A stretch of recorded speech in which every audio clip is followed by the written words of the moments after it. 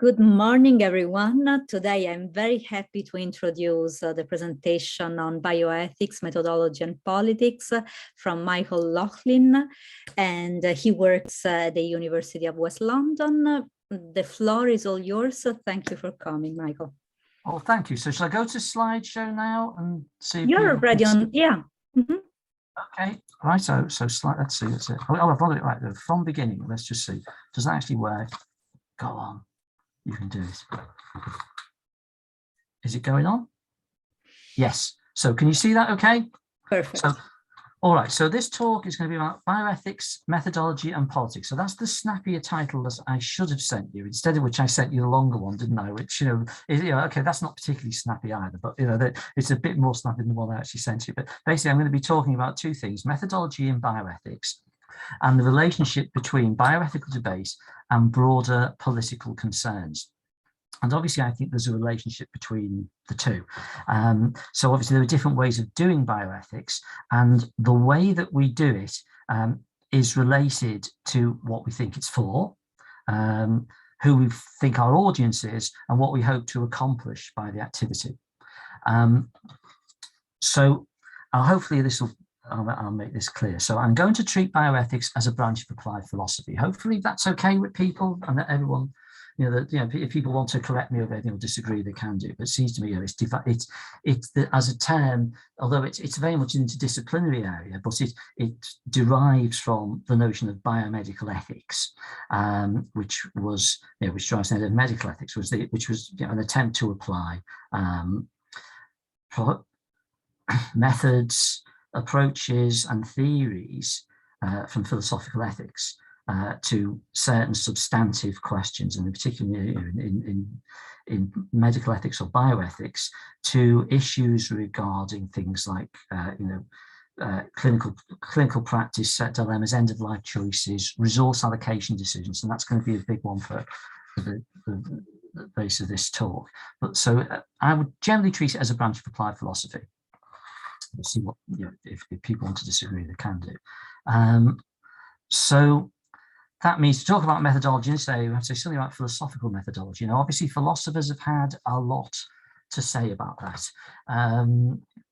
But I'm going to, my own understanding of philosophical methodology is fairly simplistic and naive. So I teach, as I was saying to Susie just before, I teach master's students in London who are health practitioners, and when I'm involved in debates with them, and when I'm or in broader interdisciplinary debates with colleagues from health and so forth, I'll often say, well, as a philosopher, I don't really have any interesting substantive knowledge to bring to this. I mean, really, what the philosopher has to debate seems to me is a willingness to ask questions that others are perhaps don't want to ask or feel embarrassed to ask for fear of appearing a bit too naive. This sort of, so I mean, this is an approach to methodology in philosophy that goes back at least for Socrates, though arguably perhaps to the pre-Socratics as well, asking naive questions. What does that mean? Why does that follow? That sort of issue, So I love that. I ask a naive question. I love that phrase from Thomas Nagel from The View from Nowhere. That is wonderful 1989 book where he says, philosophy is the childhood of the intellect, and he says we don't, as a culture, we don't want to skip our childhood. It doesn't mean we'll grow up. And I think, well, yeah, I totally agree. I think we should stay with our childhood for as long as possible, actually.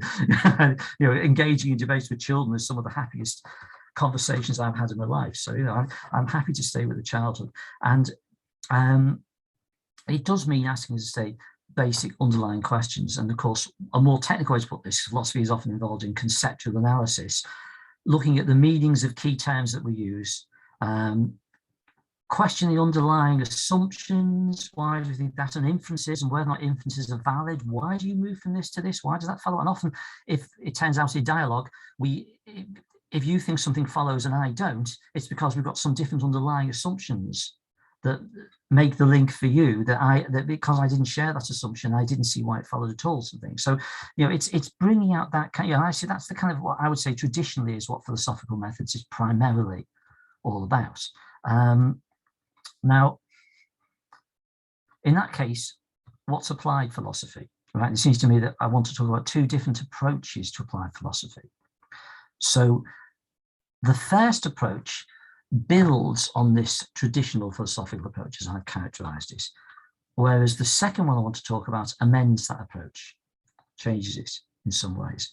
So the first one, I think I'd say, is really just the name that we give to philosophy when it is done in the context of debates that we feel have a particular practical import. And I was arguing this recently. I just mentioned Susie's conversation I had with some Brazilian bioethicists, and I wrote a chapter for a collection on that, on basically arguing about, it was to do with COVID and rationing, but there was what we're doing in bioethics came up as one of the issues. And so I was thinking, so one way of putting it is just the words we give, the name we give to philosophy when we're having debates that we feel have particular practical import. And sorts of things I mentioned before, things like rationing, priority setting, and so forth would be amongst those. The second approach treats it as a distinct branch of the subject with its own methodology. This is different. Now, I remember first putting it explicitly in these terms. Well, I'd already read, there's a book by Dan Brock that I'll quote in a minute, which makes a point about this. But I remember it coming up when I had a debate with the Chilean bioethicist Michael Cotto a good few years ago now, I think early 2000s actually. It was, and we were talking, he was saying that he felt that bioethics, while its origins were in philosophy, it had grown out of philosophy and become a distinct discipline of its own, a specialist area of expertise and stuff. So there's different views as to what bioethics is, and some more recent theorists in bioethics have defended it in an interesting way. There's been part of certain controversies that I've gotten involved with. So I'll tell you a bit about that. But so I want to talk about the two approaches, what distinguishes them, why some people have moved to the second approach. So the first approach, the traditional method as I see it, broadening, it tends to lead to and involves a broadening of debates. So there's that wonderful book by Brock from, was it 1993, Life and Death, Philosophical Essays in Biomedical Ethics. Now, Brock talks there about two different approaches, effectively the traditional approach of philosophy and applied philosophy there. And he says, well, the traditional approach you end up broadening debates. We all know this if you follow the Socratic dialogues. You start in one place and then you ask certain underlying questions and you find something that is linked to some issues which the people in the dialogue hadn't realised were related and so forth. So Brock says, you follow a line of reasoning through to its logical conclusion wherever that leads, and so it can lead you beyond where you started into what initially you wouldn't have realised. It seems like a different area.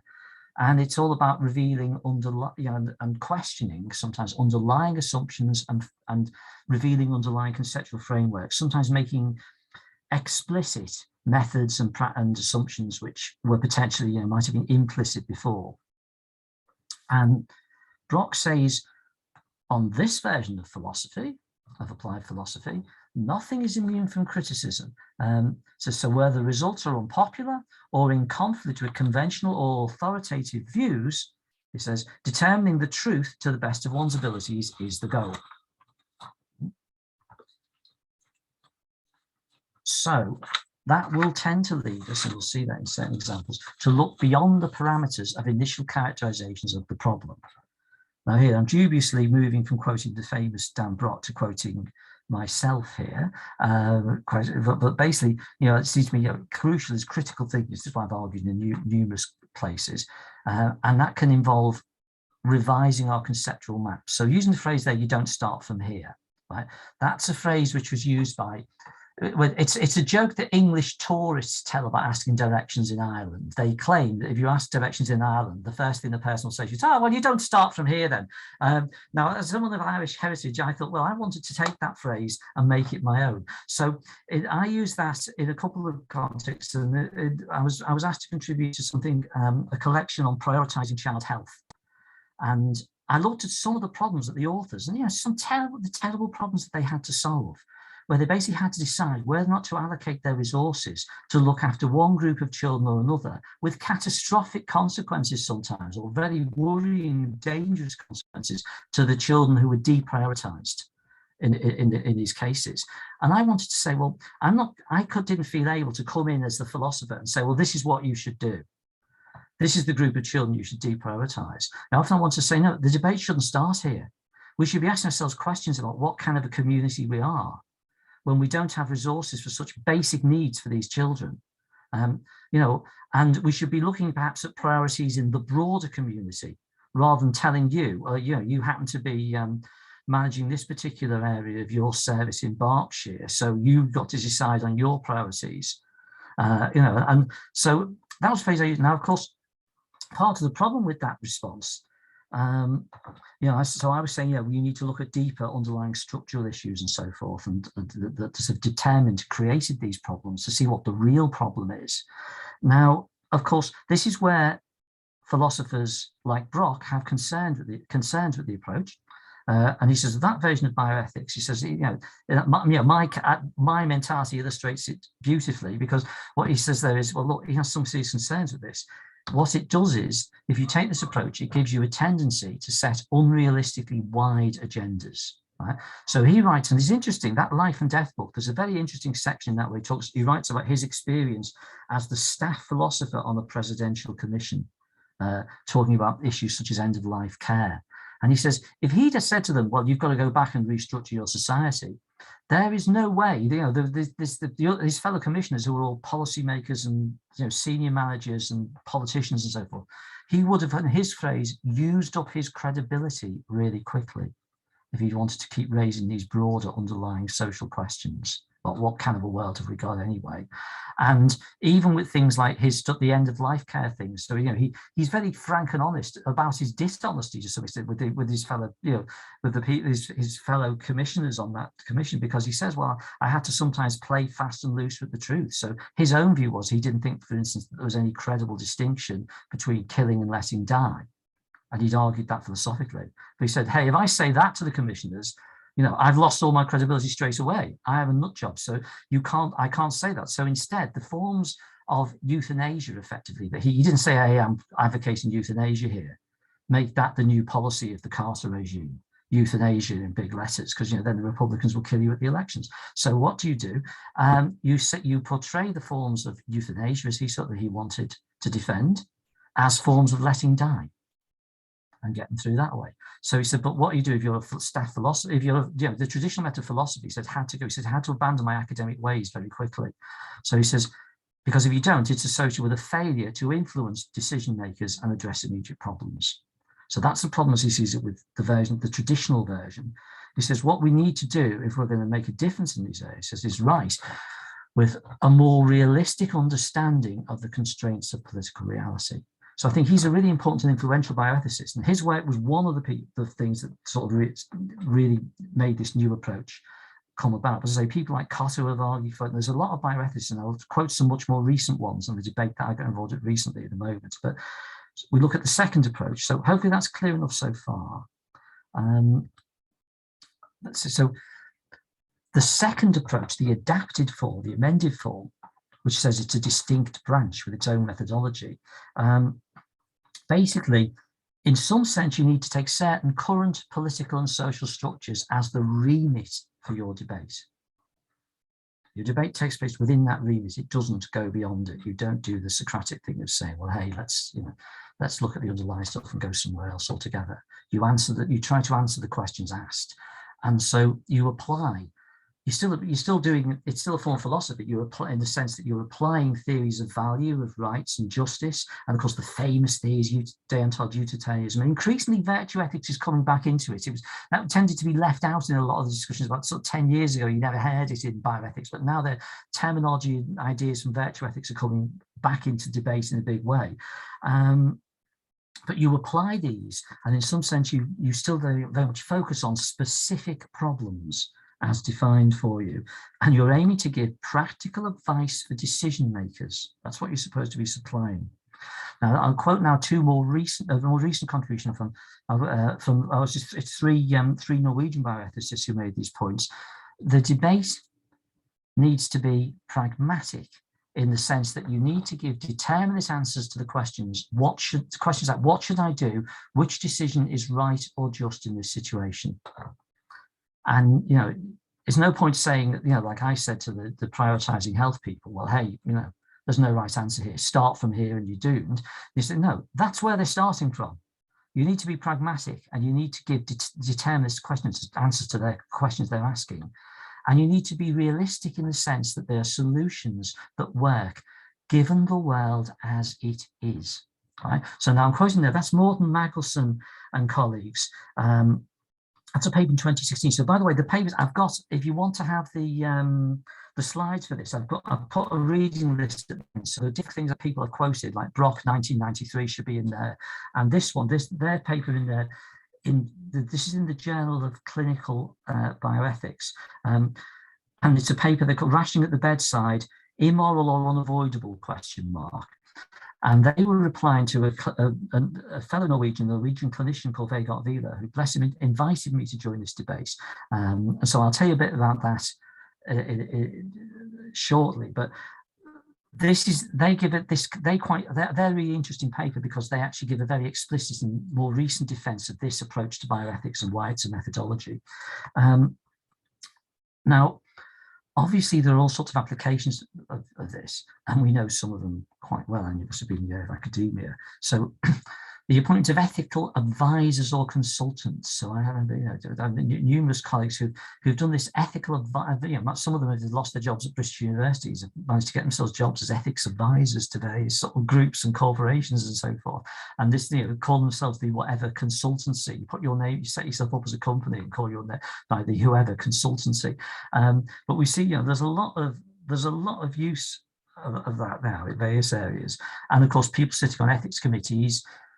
We all know that, research, if you want to get anything good, you've got to have a research ethics committee. There's all sorts of different practice committees, government committees, so the really big ones, like the one that Brock sat on, presidential commissions, but there's others for the different professional bodies and so forth. And it will be often common to have someone with a background in ethics sitting as one of the people on those committees to make the committees seem credible.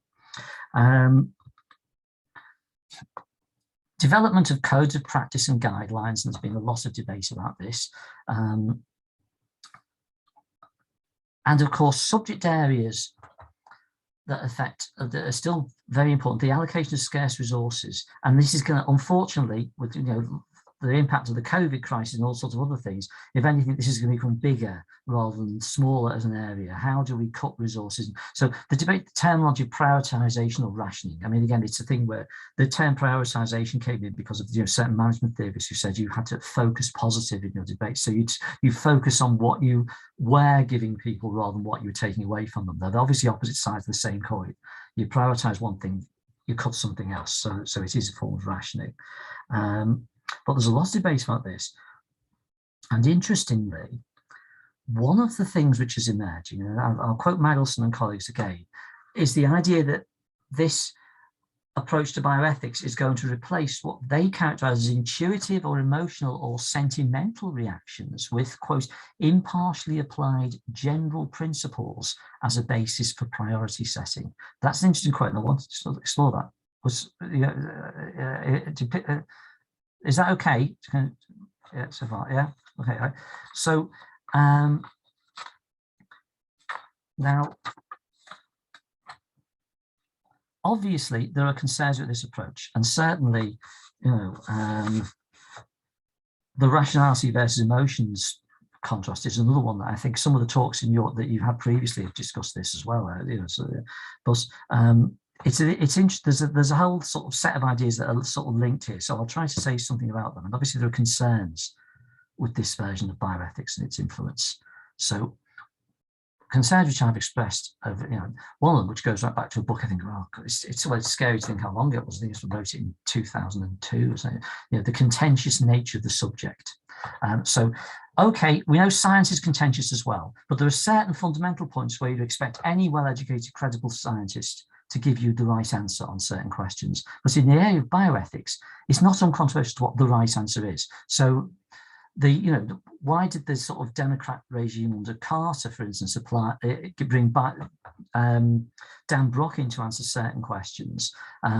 Had they brought in the English bioethicist at the time, someone who's also, I think, recently deceased, Roger Scruton, they would have got a totally different set of answers to all of the questions they were asking. They asked Roger Scruton about end-of-life care. He would have given them completely different set of practical answers. And so it doesn't matter how well qualified the person is, you can't necessarily in any sense think that means that they're more likely to have what you can take to be the right answer than anybody else. Whereas whatever we think, I know the COVID crisis in particular brought out how contentious medicine can be, but it's still the case that you do think that consulting a clinician over certain questions, you're more likely to get a correct answer than if you consult your NAM. Whereas certainly over most substantive ethical questions I can think of, I would much rather have consulted my mum or my nan than asked most of the well-known bioethicists that I've had conversations with. So there are issues there, what you're doing. And of course, this has been put recently. So this is a paper by Ezekiel Emanuel and colleagues, which was, I think this was in 2020, this was published, on the fair allocation of scarce resources in COVID. It was in the New England Journal of Medicine. And they point out that numerous contradictory approaches to prioritization can claim to be justice-based, impartial, and reasonable. And we'd have to agree to that, clearly. Now, what's interesting is the response that certain colleagues in bioethics give to this. So there's a paper by John Coggan and Sadie Regmi, which was published in the British Medical Journal. That was also, I think, that was in 2020 as well. Yeah, that's on the reading list as well.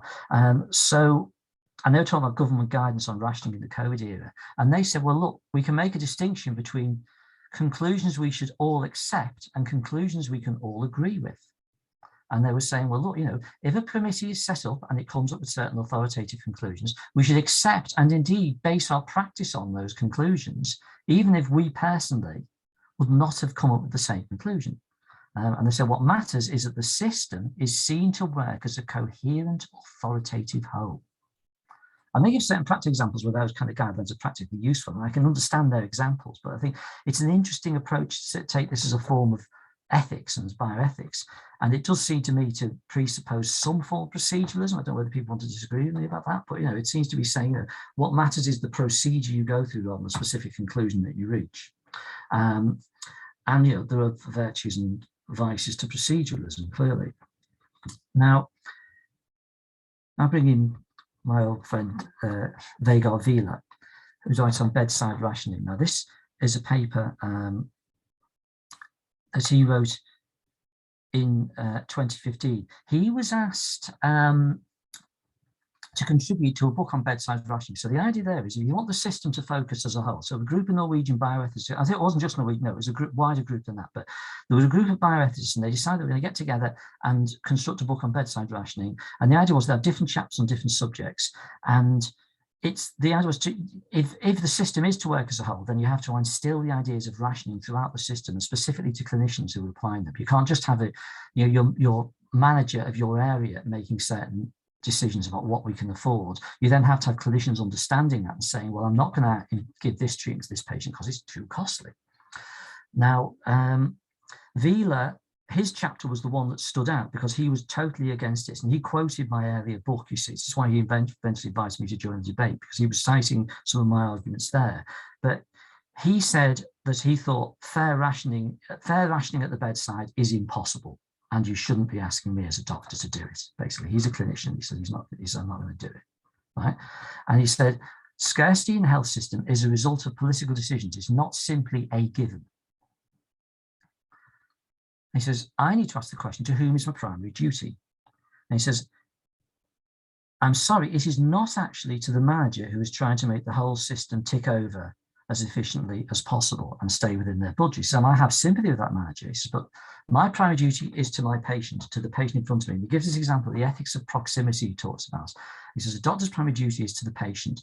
And he says, he gives this analogy with the Good Samaritan parable. There's quite a sort of a nice section of it where he says, imagine the Good Samaritan had a training in contemporary bioethics, how it would have approached the issue differently, and how differently the parable would have turned out. And so he talks about this, and he says, it's the patient in front of me, and that's my duty. And he said his concern with rationing culture is that it diminishes our sense of outrage at the injustice of depriving patients of needed resources. If you instill this culture, he says, why I want to speak out of this, is I'm a member of a whole community. And, if you instill this culture into clinicians, then you actually stop the kind of protest and outrage.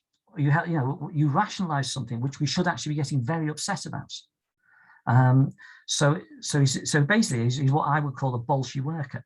Now,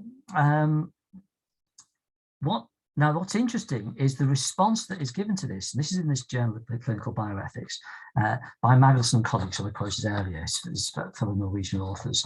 So they say, well, look, again, referring to the notion of the remit of the debate, they say he needs to distinguish practical from background issues, right?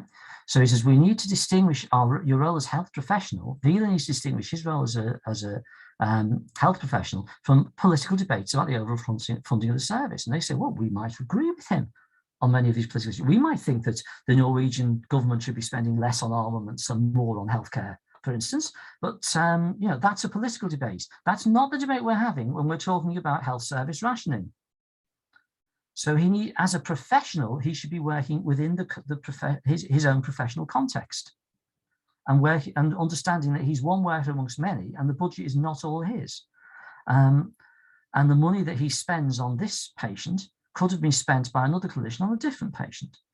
And so there's this, which is, I think they're alluding there, I don't know if they're quoting, but they're alluding, you know, there's that famous phrase by the health economist Alan Williams from 1990s, 96, I think was when he talks about, you know, in a resource-constrained system, cost equals sacrifice. That's very much their mentality. What Wheeler is doing in caring for the patient in front of him is damaging some other patient, is the idea. And this reflects, I said, that I mentioned my debate with Cosso a few years ago, and in General Medical Ethics, he wrote at one point, a bioethicist is not the appropriate consultant concerning unequal familial wealth distribution outside of the healthcare scenario. So he's saying, look, there are economic issues, and there are economic and political questions, and that's not my area of expertise. My area of expertise is to considering ethical decisions within a health framework and within particularly the distribution of medical services. So I thought there was a kind of echo there. And of course, Magelson and colleagues, that's why they say, well, look, they say rationing is a necessity, it's unavoidable, given the health system as it is. Right? Now, I think this is interesting, and it does, you know, what's interesting about the papers, it really brings out this view of bioethical methodology that is emerging, and they're quite clear about this. So their key methodological assumption, and they spell it out quite nicely in their response to Wheeler, they say, a well-developed modern professional ethic ought to be able to incorporate and justify notions of justice and rationing. Right? That's your criterion for what is a proper professional ethic. So they look at Wheeler's ethics of proximity, and they say, well, it is unsuitable to provide such an ethical framework for medicine, and they reject it for that reason. So they really do reject it on methodological grounds there, it seems to me. You know, it's not, he's just not, he can have his political views, but then he's just not engaging in the debate that we're engaged in, this professional debate. Now they give an illustration, which I think, you know, is interesting in all sorts of ways. And I remember my daughter, who's written some stuff on feminism, had particular concerns about this example that they raised. But it's an interesting example. They talk about they know a debate that Wheeler will be familiar with because they're both based in Norway, where there was a debate about allocating resources to and they talk about reconstructive surgery for breast cancer patients. And they contrast that to this stuff about there was surgery for children with cleft lip and palate. So I'll give you the context for this. They were basically saying that there was women who'd had mastectomies and wanted to have reconstructive surgery, and had been understood that they could do, were finding that their waiting lists were indefinite. Basically, they were just not getting the surgery. It is effectively being cut, and they did what Wheeler, and perhaps me as well, would approve of. They had a political campaign on this. They made a big deal of it. They went to the press, they had demonstrations. And it's interesting that Magelson colleagues described some of their demonstrations as emotive and heart-wrenching in the campaign. And they say basically because these women, these women did things like, you know, they bared their scars in front of the Parliament building when the cameras were there and all the rest of it. Yeah. They embarrassed the Norwegian regime at the time into spending money on them so they could have the surgery that they had been asking for so long. They, you know, so Wheeler would say they fought for their rights, and I've been inclined to agree with it. But of course, Magelson colleagues say, well, yes, I'm sure you chaps would. And of course, what happened there, this campaign had, as they say, unfortunate side effects, because of course, what the Norwegian Health Ministry did, they didn't then sort of somehow persuade the Norwegian government to allocate more resources to their area. They simply and quietly cut resources to another area, and what was deprioritised instead was the surgery for the children with cleft lip and palate. And so what Magnuson and colleagues say is, so this was an unfortunate side effect. And we're not saying the women intended this, of course, we're not attacking them that way, but nonetheless, they feel that sentimentality should be replaced by public, transparent rationing procedures. So the whole thing, and that's what they would see as the proper use of bioethics, that it should have been a public procedure that would have pronounced formally on this. Now, okay, now this is when Wheeler invited me to join debates, and he said basically, he emailed me, he said, Michael, I was using some of your arguments from ethics, management and mythology, and he goes, I'd like you to join this debate in clinical bioethics now. So I said, okay.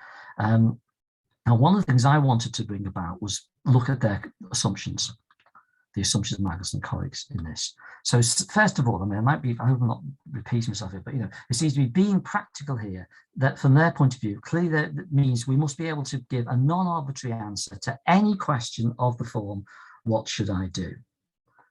Which is obviously something I would question that, why should that be the case in any particular situation? You give me the question, which one of these three bioethicists should you decapitate? It's not clear that I should be able to give you a straight answer. I think I want to say, I can't answer that question. Well, that one's older. That one doesn't look as happy to me as the other one. So so the second assumption is, and this is quite clear, the spending on patient group A causes the sacrifice of group B. And I'm using the Alan Williams phrase there about cost equals sacrifice, right? They seem to take it as read there in their discussion that, the spending on the reconstructive surgery for the women is what cut the spending is what was the cause of the spending, the lack of spending on the children with cleft lip and palate.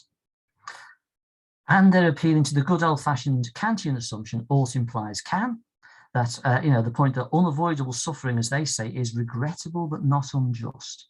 So we can't actually, Wheeler can't even say it's an injustice that you're doing when you cut to one group or the other. If it is unavoidable, then it's still distressing, of course, they understand that, and Wheeler's right to be emotive about it and upset, but it's not unjust, and the committee could still make a decision to say we're not spending on that group. And it's interesting, I don't think they necessarily make the claim there that the committee would obviously favour spending on the children and not the women in that situation, but you cannot feel that that's somewhere in the background as well, that they have an assumption on that. But anyway, so my response to this, so I wrote a paper in the same journal, Clinical Bioethics, to reply to them in 2017. And the first thing I want to do is examine their use of counterfactuals regarding necessity and causal reasoning.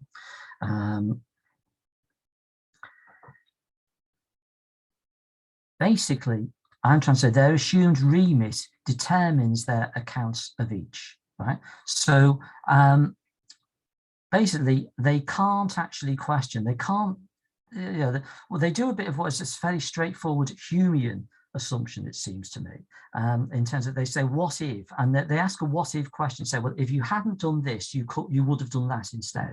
And they take it as read that if you're working within the budget, if they had not spent the money on the women looking for reconstructive surgery, they would have spent it on the children. And therefore, they say, because they call this a side effect, and that includes the word effect, they are actually attributing causal responsibility to the suffering of the children, to the spending on the women there. That is what they're doing in that example. And they're saying, of course, the whole thing is necessary. You can't, because they just don't allow, their methodology rules out a counterfactual experiment where we ask certain other questions that look beyond the health budget as it was, right?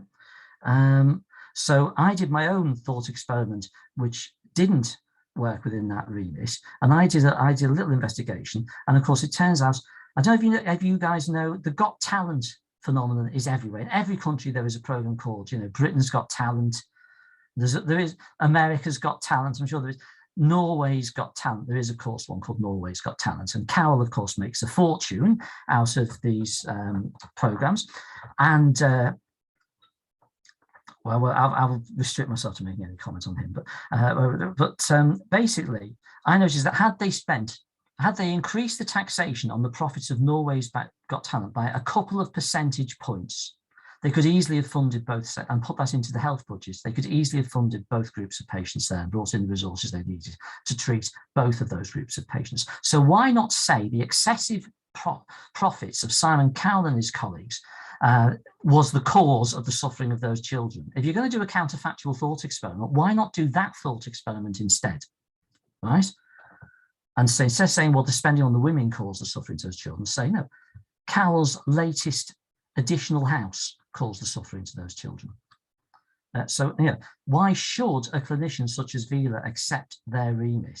And of course, it brings out the remit and their notion of methodology is determined by different political commitments in each case. So Wheeler says, look, I am a member of a whole community and my duty is to my patients. And if I have a broader duty, it's to the community. It's not to keeping, the managers whose role it is to keep the economic structures functioning in just the way they are now. It certainly isn't to the Norwegian health minister to help him balance the budget. So different notions of our duty, and also thinking of ourselves as a member of a community at a particular point in history and what is going to move us forward as opposed to keeping us back. So from their point of view, the system is the starting point for thinking, whereas from Wheeler's point of view, it's an arbitrary barrier to practical moral thinking. Now, in terms of, obviously, I'm not trying to hide my own bias. I don't want to be too disparaging towards people with the other point of view either. I mean, they've got a serious and intelligent point of view, but obviously I've got my own bias on this. So things which, I said, I've written in the book that Wheeler was quoting, the danger with their adapted approach to bioethics and the role of academics, there's all sorts of other questions about the role of academics in informing government and policy processes, but this more practical version is that it risks contributing to legitimation of the status quo. And that was also Wheeler's concern very clearly. So if you think back to the point about Brock saying the first thing he needed to do on the committee was abandon his academic ways. So he talked about the different goals of academic and policy discourse, and say it's a beautifully clear account that he gives of that. And he says, well, of course, he didn't like it, being a bit dishonest. He had to be a bit dishonest with the people he was advising, but hey, they're politicians, so they probably know about being dishonest. He said, well, the goals of he said, well, as I say, he couldn't have given his genuine views on killing and letting die. So he basically abandoned. So now it's interesting to me because in terms of false advertising, he's billed as the staff philosopher on that committee. And it's because he's been invited onto it because he's a really credible philosopher and a really well published and interesting and able philosopher. But the first thing he abandons, as he says, is his academic ways. And obviously we can ask questions about the criteria for selection of advisors and issues and where it's sought. So the Carter regime might have brought in Brock to give advice on specific questions about end-of-life care. But strangely enough, the Clinton regime, before invading Iraq, didn't decide to ask anarchist Professor Robert Paul Wolfe for his advice on the ethics of war. Well, we all know why. That decision was too important to be left to any academic, and certainly with not one like him. So basically, we know that there's a political process going on here. And my worry is that, as I expressed here, involved academics can help foster the illusion that fundamentally arbitrary decisions are grounded in objective, impartial reasoning. And the worry about this is that this, as I said, this forms the work of however well-intentioned the work of the theorist is, and Brock was clearly trying to do a lot of good on that committee, but however well-intentioned the work of the theorist is, it can function as another stick in the already impressive armory of the powerful, in this case, to beat down the workforce. So a clinician like Wheeler can try and stand up to it and say, I'm not rational, I'm not taking this resource from this woman, she'll have the rest of her life will be horrible unless I give it. He's told, the decision has been made by some of the most qualified ethicists in the country. Why you as a clinician standing against it and so forth. So it can have political consequences. And so I gave this argument, and I used this one there, the sort of more recent debates I had with the Brazilian bioethicists about, if we lived in a different period in history, having a discipline called the ethics of slavery. And the point I was making is, so arrangements that we now regard as unquestionably, utterly indefensible, such as slavery, have indeed been defended at earlier points in our history on the grounds that their abolition was, quote, unrealistic. where being unrealistic means precisely calling for something that is not viable given our background economic arrangements at the time. So we now readily accept that if our starting point is a slave society, and that background context is deemed beyond the scope of realistic practical discussion, then we simply cannot arrive at a solution to the problem of how to organise the production of life's necessities that is, quote, fair to all concerned. So why then should we assume that our own point in history is so much more fortunate that given this particular starting point, we can find rational and fair solutions that do not require fundamental change, that basically moral history ended at just about the point when we rolled up on the scene? Why should we make that assumption? So don't you sometimes need people who are prepared to ask, the two and question the obvious, and sometimes say, well, look, basically, if the world, as it is, requires this set of arrangements and outcomes and decisions, then hey, maybe we need a new world. And so if even the philosopher in the debate can't ask that question, then who the hell can? And so I'm coming up to time, so but I'll finish quick. So I quote in that paper, I did Wheeler the compliment of comparing him to Bernard Shaw's Unreasonable Man. So there's that wonderful quote in Man, Superman, where Shaw says, what is it? The reasonable man adapts himself to the world, he says, doesn't he? But the unreasonable man persists in trying to adapt the world to himself. Therefore, Shaw says, all progress depends on the unreasonable man. And and the point he's trying to make it, so Wheeler's here, as the Bolshevik employee, he's being the unreasonable man here, and he's saying, no, I'm going to stand by this. I'm not going to just fall in line with the way the world is right now, because if we'd done that, would we ever have abolished slavery, for instance? And so we need to ask questions there about who is working bioethics for. And in Brock's case, he was advising a very powerful group. Most of us are not. And as Brock said, was it Brock? I think he said at one point, bioethicists, he characterized them as people just hoping that writing in bioethics journals, hoping the occasional policymaker might read one of their scholarly articles. Now, that would indeed be an unrealistic hope. If you're writing for a major bioethics journal and you're hoping that a Trump or a Bolsonaro or a Boris Johnson will happen to be glancing through it one day and change their policy as a result, then I think we can all agree with Brock, that will be an unrealistic aspiration. But do we think that we're writing for politicians and the powerful, or are we more writing for basically a much broader audience, which, sometimes we just write for our colleagues and that's fine, but sometimes if we want to make a difference, are we not just trying to write for a broader issue, which really, it's not even particular patient groups, it's just anyone who has a stake in the issue, anyone who's willing to take part in the debate and has a stake in the issue. So it seems to me, if our work is to be practical in any meaningful sense, then it's got to be like some of the more recent stuff I've been involved in, debates about person-centered care, trying to broaden debates and unmap things like the borders of health and social care, and to say, well, we can't just think within these issues. There are broader, and looking at, if you look at any health organisation, that broader debate is needed if we're to face some of the terrible problems that confront us. And it will be nice to think that we could develop a growing recognition of the interlinked issues. So things like, I can't say so much about this now because we're out of time, but global poverty, environmental injustice, interests, and the so-called interests of the developed world. Because looking at how even now, the so-called developed world, we're still finding this. This was, as I argued, I was writing for this 2021 article was for the Brazilian bioethics collection, and they were talking about it was about post-COVID and how it would be nice to think if we could use this as a lesson and say, well, the developed world can't just necessarily think its interests are not linked to the rest of the world and continue exploiting the rest of the world. That the things like pandemics should start to give them a bit of a wake-up call. Unfortunately, I worry as to how we're getting that message across. I noticed that recently, in Britain, briefly they took in all the homeless people for a while and put them into when they had the lockdown and put them into hotels, and a lot of us were writing saying like, right, let's not just throw them all out on the street again as soon as we deem pandemic over or moving on. But of course that is what they're doing, and we're seeing people freezing to death on British streets again. As you walk through London, you're seeing people begging again. Let's just start the problems off over again.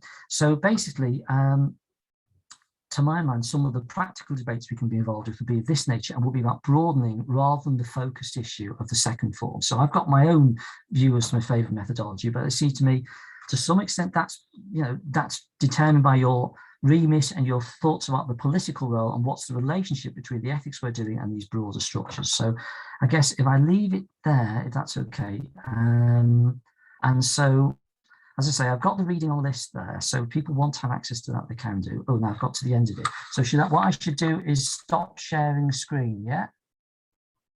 Thank you so much, Michael. Is that okay? Does that make sense then? Absolutely. Yes. Thanks for this talk. Thank you. Thank you. Thank you. I don't know if any of you wants to ask a question. Feel free to jump in. When you were talking, especially when you were mentioning the rationing part and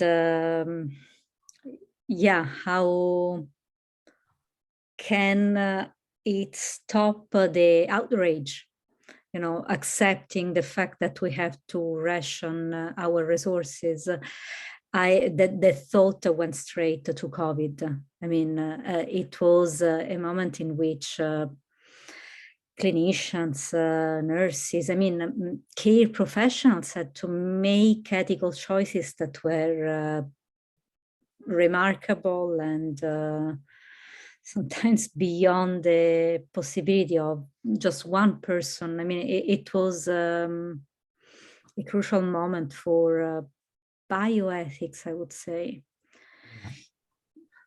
I mean, that's right. I mean, I wasn't trying to, the things like, so that's why I understand where some of the other sides are coming from in a sense. So the Coggan and Regmi paper in particular, they were raising in the BMJ a lot of really practical concerns. They were saying, if you're a practitioner in certain contexts, especially with the COVID thing, you're going to have to make some genuinely horrible decisions. Mm-hmm. And what you need is a structure, basically so that you don't get sued by somebody's parents.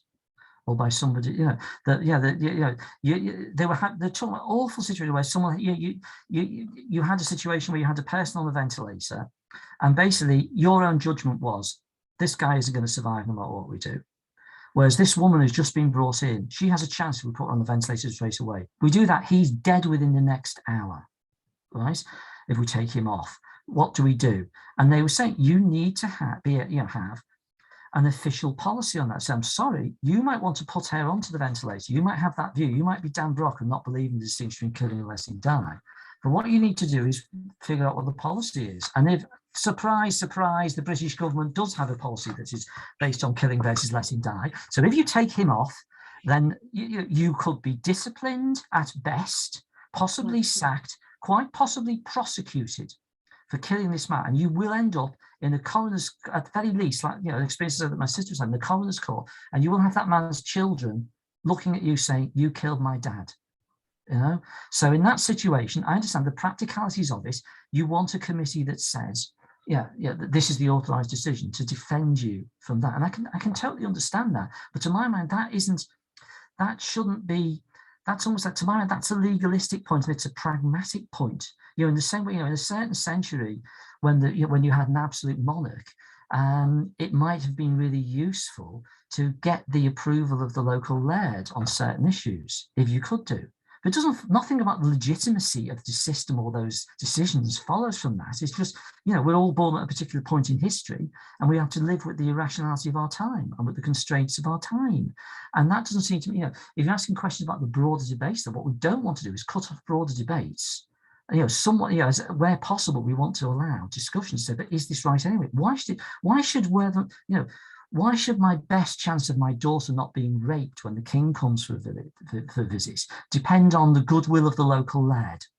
Right? Shouldn't I have the right to defend her against this anyway? Right? Sort of thing. It may well be the practical thing to do is to get the laird on side so that your daughter can be hidden away when His Majesty comes round.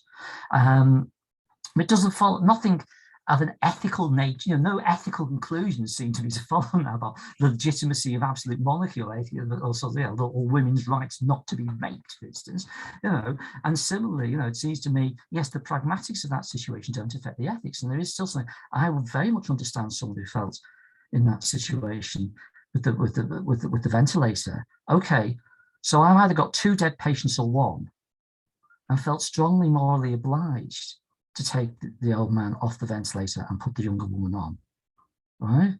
Knowing that they could come up with problems with that, in some sense, I'd almost see that as a kind of heroic choice to make. I would understand, certainly, if you didn't make that choice, of course. But the idea to simply say, as Cognitive Remy do, well, we need a system. Yes, I see that can be useful, but I don't think, that certainly shouldn't be the end of the debate. That should be the start of the debate.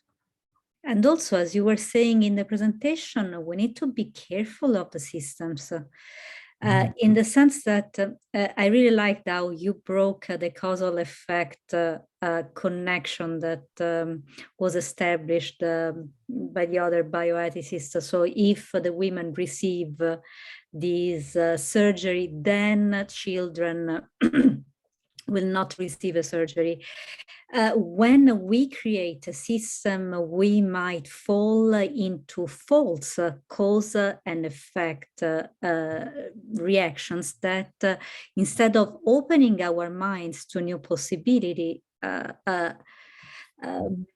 resign ourselves to solutions that are insufficient, as Yes. it was clearly the solutions we had to the COVID. It was simply insufficient, and it broke the mental health of plenty of people working in the health system.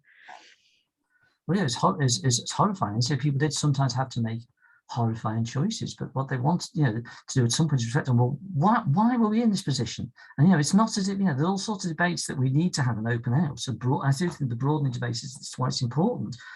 How did societies get into this condition, and how can we prevent that from happening in the future?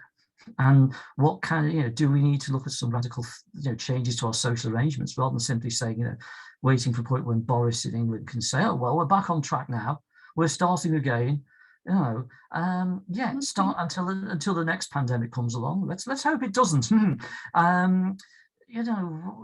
need to have a broad debate about what kind of a world do we want, and how can, certain things are just plain obvious. In the fact, the fact that for so long, you get people, you're conditioned, like if you walk through London, you are conditioned to just walking past people who are lying on the floor saying, help me.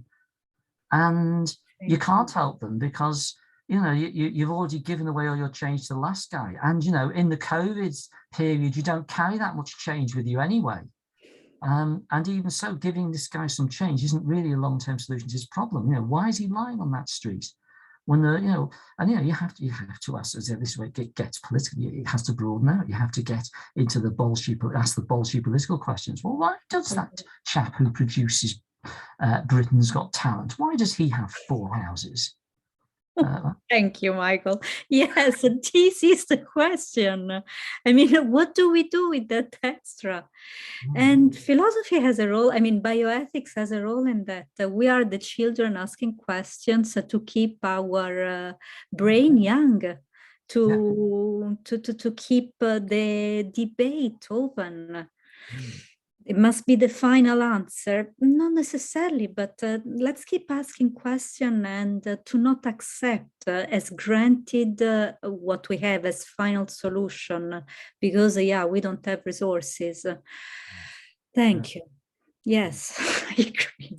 We don't say, to say there's nothing I can do. There may be some context where you say, in this context, there's nothing I can do. And I'd rather, if possible, be honest and say, well, it's a morally arbitrary answer. If you really do have a case where I have to sacrifice one patient or the other, then you'd rather say it's morally arbitrary, because the last thing you want to get into is these terrible applications of ethical principles where you say, oh, let's apply Bentham then. And they say, right, so straight away the young and the able-bodied are privileged over the disabled, and you think, do we want to go that way?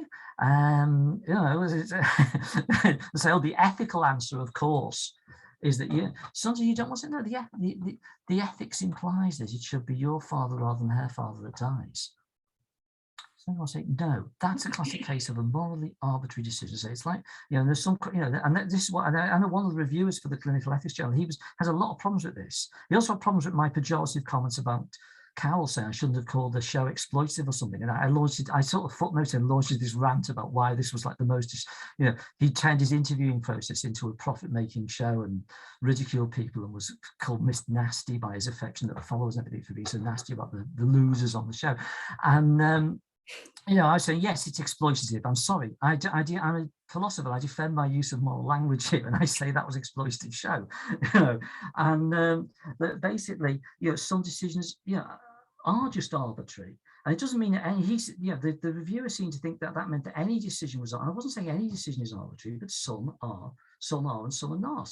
And to say, if you really are told, well, somehow at this bioethics conference, you've got to kill one of the bioethicists there, or else this lunatic is going to blow up the rest of the hotel and everyone's going to die anyway, sort of thing. Which one do you pick, right? Well, if you have any time to think about it, you should think about how do I, you're obviously in some kind of strange sci-fi or action adventure film here or whatever, but you think, how can I defeat Mr. Mad who's got this super bomb? That should be how you spend your thinking, not which bioethicist should I pick. Oh, that one's very old, I'll kill him. No, because he hasn't got many life years ahead anyway. Oh, wait a minute, how many family members has he got? See, she's got no family members. No, let's not do that. That's not a good use of our thought. And seems to be some of the debates about priority setting kind of worry me, because there's too much thinking of that sort. And it's just and we don't want to be saying there is a formula for making these decisions that we really, really shouldn't have to make. We want to be stressing that. Yeah, I totally agree. I think it's a precious point of view to keep alive. Absolutely. Well, thank you so much for, Tarkan, please. Well, thank you very much for your presentation. I hope you can hear me. Yes. And if I may play the role of Socrates and ask a naive question. How and where should or could we place the Hippocratic oath in the argument of bioethical issues? I mean, especially, I'm sorry? Sorry, I missed a bit there. Where could we place? Where can place a Hippocratic oath? Ah, right. Right. In the discussion. People often try. Especially while sacrificing patients B because of spending and monetary issues over patients A, for example. Can Hippocratic oath be used in some ways to put pressure? Oh, possibly, but you need to. You'd need to bring out different parts of it, and surely part of its plausibility is that I don't know what parts exactly you were thinking of, but in terms of the notion of there are set. Just think about some of the. There is this emphasis on avoiding harm rather than bringing benefit, isn't there? In terms of it having a substantive punch to it as a code, that it seems if the priority will be to avoiding harm, and secondly to bringing benefit, seems to be part of the code. But I'm not sure how unless you might know it a lot better than me, how it would apply specifically to some of these dilemmas that we've seen discussed in bioethics and certainly rationing decisions. I think if there is, I say my remembering of it, I think if anything is deprioritized, it's the idea of using bring benefits. And some people, I know Michael Cotto, the bioethicist I mentioned before, he tried to use that to show that so-called cosmetic interventions should be deprioritized over what he saw as more basic medical ones, curing illness. But there are deep problems and stuff I've done in person-centered care. If you try and break down the barriers between health and social care, and Hippocrates, after all, talks about treating the whole person. That's a very important part of the oath as well.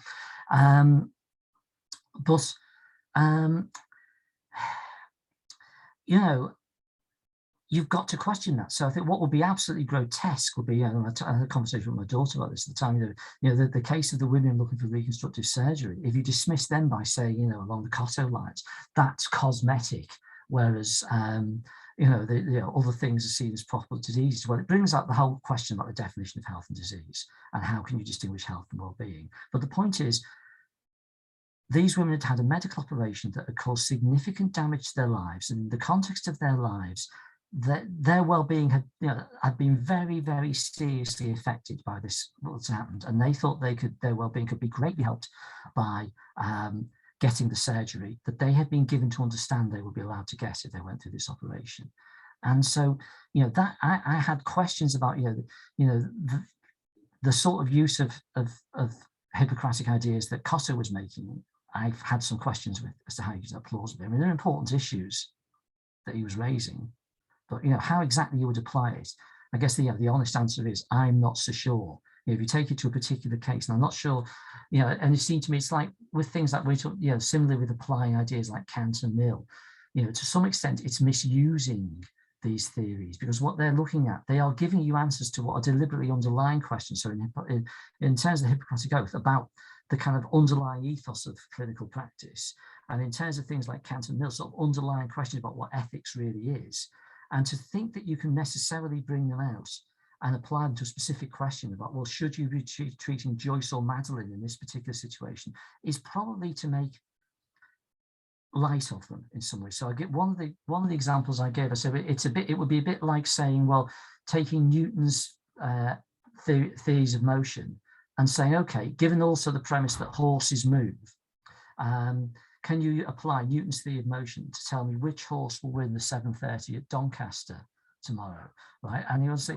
no, look, you can't, right? You can't. There's all sorts of other stuff that you would need to bring in, intuitions about the specific horses and your particular knowledge in order to answer. It doesn't mean Newton's theories of motion are useless. It just means that you're not applying them in quite the right way. And often I would say for some of these generic underlying theories, it's probably, and I'm not saying that the bioethics I've been discussing would make this mistake, but nonetheless, there was some work in bioethics that have, where you bring in, you sort of say, well, you have a particular situation where you say we need to operate on this person or that person. You say, what would the Kantian say? What would the utilitarian say? And it's not clear if you brought in Immanuel Kant that he'd necessarily have an answer, and nor should he. It doesn't mean his work was worthless. The fact that he doesn't have an answer to that particular question. Yeah. But I don't know, is that an answer, or is that me just avoiding giving you a proper answer? No, thank you very much for your views, for your answer. I guess I was trying to get to, like, maybe we should define what harm is. And while we're not, let's say, doing anything for patients B, like you're saying, it may be just cosmetic or some other ways, but maybe we need to define what harm is as philosophically. Maybe, even though it may be cosmetic, but still could be considered as harm, maybe. I don't know. And maybe we can bring that philosophical perspective on some of those, like the decisions that were based on just money only, just monetary reasons only. While they may have some other resources that they could apply and they could cure those people, but they're not doing it because of just money issues. So it can be expanded. I think we just need to, or people just need to put some thought into it. Because I've seen, like at the doctors and in the past that I visited myself and for my relatives and so forth, and with the way the system is going right now, medical field, and I think that everybody is like in there for money. They're not really caring as much as the Hippocratic approach anymore. They're trying to make more money. Even the hospitals they have become more institutions of financial institutions in a way. So it is really getting a bigger and worse topic. And I'm just saying, I think we, the people, need to start putting in some serious thought into the ethical side of it in that way. Thank you. Thanks. No, I totally agree with you. And I think this is one of the things which you find, the shared things, like say with my master's students who are all sort of health professionals, that sense of there being more pressures on the system and less resources, and it's getting worse and worse. That seems to me to be one of the unifying features, whatever we disagree on. Now, and so it seems to me it's in terms of where we focus our concerns and our debates, and where we have shared ideas and where we don't. And do we want to focus on trying to develop more detailed methods for enabling people to make the kind of rationing decisions about time and resources that they have to make, or do we need to be giving them support in seeing their situation as one in which they're kind of being repressed as practitioners? And their ability, they're being given more and more unreasonable goals and concerns and limits all the time. And there are, problems. I do understand why the position I take needs, a lot of people criticize it and say it's not practical, and in some contexts it isn't, and why the cognitive regulatory thing, kind of, why they wanted to argue the way they did, because it's the debates I've been involved with, person-centered care and so forth. Sometimes you need to bring in. I don't know if you have done, things like I said about virtue ethics, how that used to be left out of a lot of the rationing debates and so forth. And it's coming back in now, but it seems to me, insofar as you take a virtues approach, and then you have people who've written on, people like Jonathan Dancy and Tim Thornton written about moral particularism. I don't know how familiar you are with those terms, but it always seemed to me this was an interesting adaptation, basically, of the virtues approach. It's a form of intuitionism, but they didn't want to call it that, because what you need is, in some contexts, you need to apply your intuitions. There's going to be specific cases where it doesn't make sense to have a theory that will give you the answers to what you ought to do in all sorts of terrible and distressing and worrying contexts. But sometimes you can intuitively make a decision of what is best or the least bad in certain situations. Now, I do appreciate why there are critics of that approach, because the critics of that kind of view about developing a person-centered approach will say, yes, Michael, but don't you see, the reason why we had the EBM movement and the whole guidelines movement and bioethics coming right in guidelines is because that's open to abuse. Certain practitioners who are questionable will just say, well, yes, my intuitions in that context were do this, and my judgment in that context, and they will just, silence debate with their own authoritative intuitions or whatever. And I appreciate it is open to abuse, but I'm not. And sometimes regulations can help to limit abuse, but equally regulations also have a downside. And sometimes they can limit what would in fact be the most ethical practice.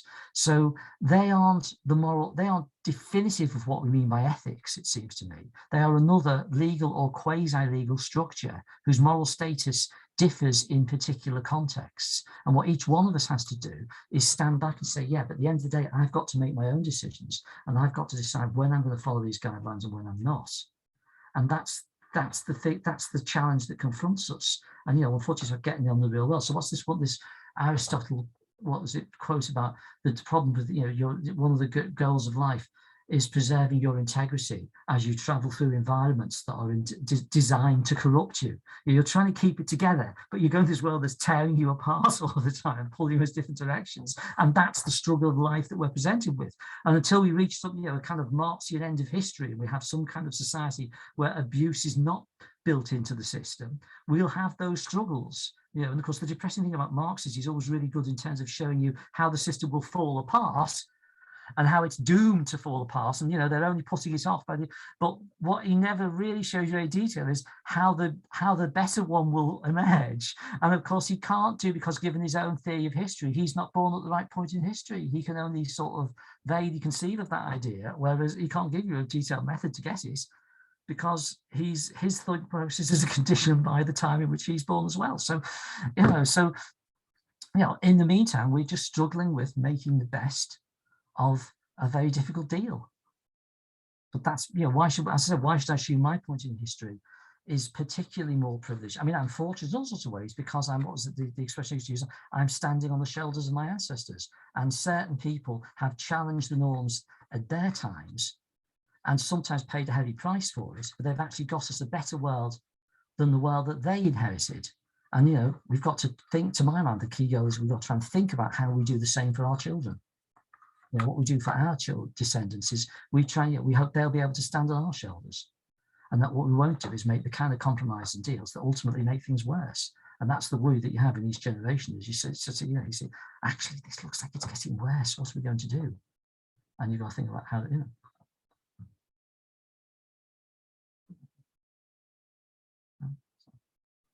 That kind of is that all right? Thank you That makes so sense. much, Michael. I don't know if Bethany has a question for you. I have to go to my other class actually, but it was a pleasure, listening to you. We can take and promote the value of virtues to hold the aparting world together. Okay. It's an Aristotelian way to go. Why not? Yeah. Thank you so much for this presentation, for this talk. It was really a great pleasure for me to sit these hours with you and talk about this important topic. Well, thanks so much for inviting me. So try and keep in touch, and thanks for the questions. Thank you so much, Michael, for your work. Bye. Have a good day. Bye then.